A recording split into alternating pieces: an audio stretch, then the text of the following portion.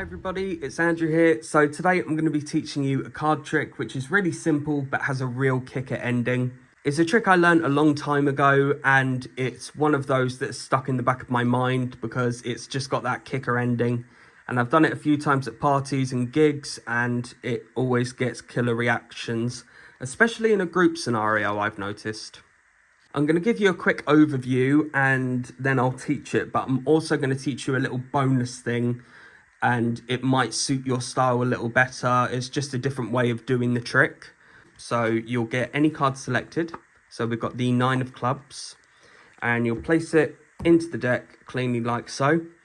And then you're going to explain to them about indicator cards, how certain cards can indicate where the selection may be, etc. And I always say, it sounds a bit weird, but you understand what I mean. And I spread the cards out like this. And then we see that we've got a 5 of clubs face up in the deck. Now, I know that wasn't your card, but what I'm going to do is I'm going to use the number 5 for something here. If I take the deck and deal 1, 2, 3, 4, 5 cards, that should hopefully be your selected 9 of clubs. And usually people think that's the trick over, but the little kicker is the 4 cards that we dealt down are in fact the 4 aces. So the setup for this trick is you're going to remove a 5 out of the deck, can be any of them, and you're going to take out the 4 aces or the 4 kings, 4 queens, etc.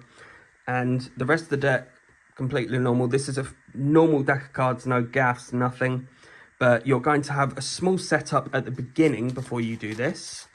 And what you're going to do is have the 5 of clubs face up. And then you're going to take the 4 aces and have them face down like that. So it will look like this. And then you're just going to put the rest of the deck on top. So your current setup on the bottom of the deck is the 4 aces and the 5 of clubs face up. Something you need to be wary of is if you spread the cards, you're going to potentially expose it. I sometimes will spread the cards out like that and then just hold off a chunk there and you can get away with that. But also when you're collecting the cards, you do need to be careful because sometimes you can expose it. It's very straightforward. You are going to get a card selected and they're going to select the card and it's the 10 of diamonds. And then you're going to cleanly show that you put it on top and then you're just going to cut half the cards onto the table and the other half like that. Now, this is the point where I'll keep the cards on the table and then I'll start talking about indicator cards and kind of make it more of a jokey trick more than anything because I basically make it sound like the cards have these sort of supernatural powers and everyone always is a little confused by it at the start. And then I usually say, look, I'll show you. And then that's when I'll spread the cards out. Or if you want, you can go, watch this and do a snap. It all depends on what you want to do. And then they're going to see a card face up, and that's the 5 of clubs. Even though you've had that conversation, the odd person is going to go, oh, that wasn't my card. But what you're going to do is say, no, look, watch. And you put the card down and you say, I'm going to use that number 5. And then you deal down your 4 cards, which are the 4 aces. Because when you set it up, you had the 5 here and then the 4 aces. So naturally, the aces will be there. And your selection, because you cut it from the top to the bottom, it's going to be underneath the aces, which is here. And you're just going to deal 1, 2, 3, 4, and then you can reveal that card. It's completely up to you how you want to present the final phase, that little kicker ending. The alternative version does make a little bit more sense and I'll explain that in a minute. I will show you this trick once again. I'll give you a quick overview. But what I'm going to do is I'm going to take the selection and I'm going to leave it face up on the deck. So we're reset with our 4 aces and our face up card. I'll get any card selected and it will be the 9 of hearts. I'll leave it face up so you can follow it. Then you go along the yada yada yada indicator. Then you spread the cards out. So in this position, you've got the indicator card 1, 2, 3, 4 aces, and then the selection there. And then all you do So you gather it up, show that you're going to use the number 5. 1, 2, 3, 4, 5. And that is basically the trick. So for this variation, you're going to, instead of pull out a 5, you're going to pull out a 4. And you're going to have any 4 of a kind you like.